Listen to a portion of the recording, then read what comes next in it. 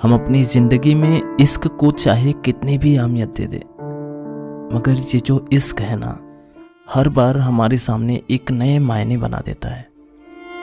और ये सच मैंने तब जाना जब पहली बार उनसे कॉल पर बातें किया, वो भी हजारों टेक्स्ट मैसेजेस के बाद।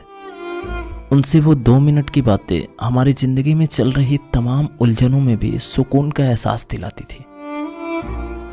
खासकर उनकी वो अल्फाज जब वो कहती थी, राज तुम सारी प्रॉब्लम से लड़ सकते हो, तुम किसी का इंतज़ार पूरी ज़िंदगी कर सकते हो, तुम्हारे अंदर बहुत ही पेशेंस है। उनकी वो बातें आज भी मेरे उन जख्मों पे मरहम का काम करती है, जो शायद मैं इस दुनिया को कभी भी नहीं दिखा सकता। एक दिन अचानक से उनका मैसेज आया जिसमें लिखा था, राज मेरे लास्ट ईयर के एग्जाम्स नज़दीक आ रहे हैं और मुझे कुछ वक्त चाहिए, शायद 6 महीने का। एग्जाम्स ख़त्म होने के बाद हम फिर से बातें कंटिन्यू करेंगे। इस बीच मुझे कोई मैसेज या कॉल मत करना, क्योंकि अब मेरा फ़ोन कब और किसके पास रहेगा ये मुझे भी नहीं पता है।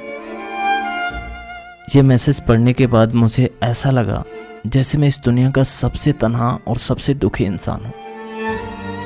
फिर मुझे उनकी वो बात याद आई। वो बोलती हैं कि मेरे अंदर किसी के वेट करने का बहुत ही पेशेंस है, और फिर मैंने वेट करना ही मुनासिब समझा, क्योंकि हमारे पास और कोई रास्ते भी तो नहीं थे। ये 6 महीने मेरे लिए ऐसे थे जैसे मैं अपनी ज़िंदगी को सिर्फ पढ़ रहा था।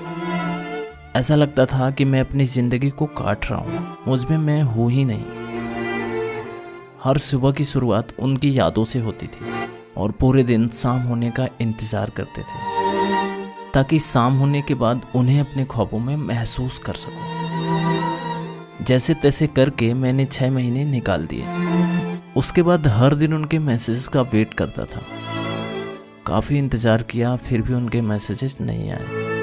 फिर एक दिन मैंने सोचा कि चलो हमें मैसेज कर देते हैं, और फिर मैंने उन्हें मैसेज किया, लेकिन कोई रिप्लाई नहीं मिला।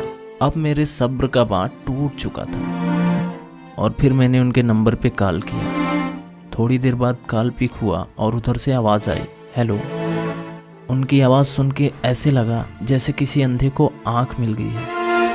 अब वो अपनी आँखों से पूरी दुनिया को देख सकता है। बहुत खुश हुआ मैं, मेरी खुशी का ठिकाना नहीं था। फिर मैंने पूछा, कैसी हो? उन्होंने पूछा, कौन बोल रहे हैं आप? उनकी ये बातें सुन के मानो मेरे पैरों तले ज़मीन खिसक गई हो, और मैं सन्न सा रह गया, चुप सा रह गया, क्योंकि उनके इन सवालों का जवाब मेरी खामोशी से बेहतर कुछ भी नहीं हो सकता था। और फिर कुछ देर बाद उन्होंने फ़ोन कट कर दिया। मेरी आंखों में सिर्फ आंसू थे और मेरे बदन में मानो झुनझुनी सी हो रही थी। ऐसा लग रहा था जैसे मेरे बदन में जान ही नहीं है। खैर, मेरे मन में आज भी एक सवाल है कि उस दिन वो मुझे पहचानी नहीं, या फिर मुझे पहचानना नहीं चाहती थी। जैसे तैसे वक्त बीतते गए। फिर मैं एक दिन मुस्कुराते हुए एक बात महसूस किया, मैं जितना इश्क को जानता हूँ शायद उतना काफ़ी नहीं है। मुझे और भी जानना होगा इश्क के बारे में, और शायद इसीलिए इश्क ने हमारे सामने फिर से एक नया पन्ना खोल दिया है।